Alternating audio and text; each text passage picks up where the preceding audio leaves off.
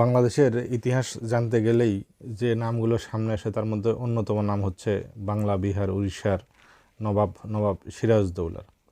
নবাব সিরাজউদ্দৌলা আসলে তার ক্ষমতা পেয়েছিল কিন্তু নানার কাছ থেকে, কিন্তু ক্ষমতা সে ধরে রাখতে পারেনি। শেষ পর্যন্ত তার সেনাপতি মীর জাফরের চক্রান্তের কারণে সে ক্ষমতা হারাতে বাধ্য হয় এবং সেই সাথে বাংলার ভাগ্যাকাশে পরাধীনতা দেখা দেয়। তো একটু আমরা পিছনে যদি ইতিহাস দেখি, সিরাজ ক্ষমতা হারিয়েছিল মীর জাফরের কাছে। মীর জাফর যে ছিল তার নানার সেনাপতি এবং সেই সাথে নানার ভগ্নিপতিও বটে, অন্যদিকে এবং তারই আত্মীয়ই, এবং সিরাজের সময় সে সেনাপতি ছিল। তো মীর জাফর কেন দোষী এখানে? মীর জাফর দোষী কেন হবে? কারণ উনি সিরাজের কাছ থেকে ক্ষমতা নিয়েছিল। তার নানা সিরাজউদ্দৌলার নানা নবাব আলীবর্দী খান, তিনিও কিন্তু ক্ষমতা নিয়েছিলেন তারই চাকরিদাতা, আশ্রয়দাতা সরফরাজ আলী খানের কাছ থেকে। সরফরাজ আলী খান যেটা করেছিল, তার আন্ডারে আলীবর্দী খান ছিল। আলীবর্দী খান কিন্তু সরফরাজ খানের বিরুদ্ধে বিদ্রোহ করে এবং তার সাথে যুদ্ধ করে তাকে একেবারে পরাজিত এবং নিহত করে, তারপরে ক্ষমতায় আরোহণ করে। দীর্ঘ প্রায় 15-16 বছর ক্ষমতায় থাকার পরে আলীবর্দী খান মারা যায় এবং সিরাজ ক্ষমতায় আরোহণ করে। তো এখন যে লোক নিজে ক্ষমতা আরেকজনের কাছ থেকে ছিনিয়ে নিয়েছে এবং তারই উত্তরাধিকারের কাছ থেকে যদি ক্ষমতা কেউ ছিনিয়ে নেয়, সেটা কি আসলে দোষ বলা যাবে? সেই ক্ষেত্রে কি মীর জাফরের আদৌ কোনো দোষ আছে?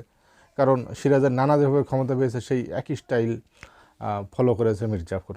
কিন্তু মীর জাফরের সময় যেটা হয়েছিল, মীর জাফর ক্ষমতা দখল করেছিল কিন্তু এই রবার্ট ক্লাইভ নামে এক ধুরন্ধর ধূর্ত ইংরেজ বণিকের সহায়তায়।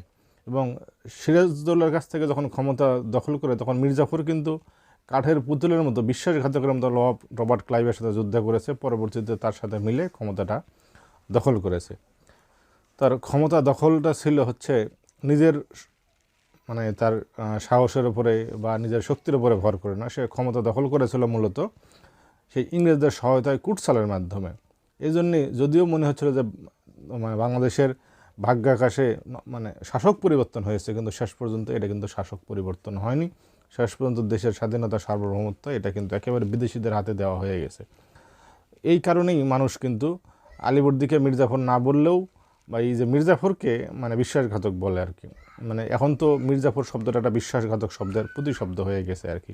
এবং মীর জাফরকে যেখানে সমাহিত করা আছে, এই যে জায়গাটা দেখতেছেন, এটার নাম হচ্ছে নেমক হারামের দেউরি। তার যে লোক হচ্ছে তার উপকারীর উপকার না করে অকৃতজ্ঞভাবে ছিল এবং তাকে যে এলাকায় মাটি দেওয়া হয়েছে, কবর দেওয়া হয়েছে, সেই এলাকার দরজাটা হচ্ছে দেউরি, দরজা, নেমক হারামের দেউরি।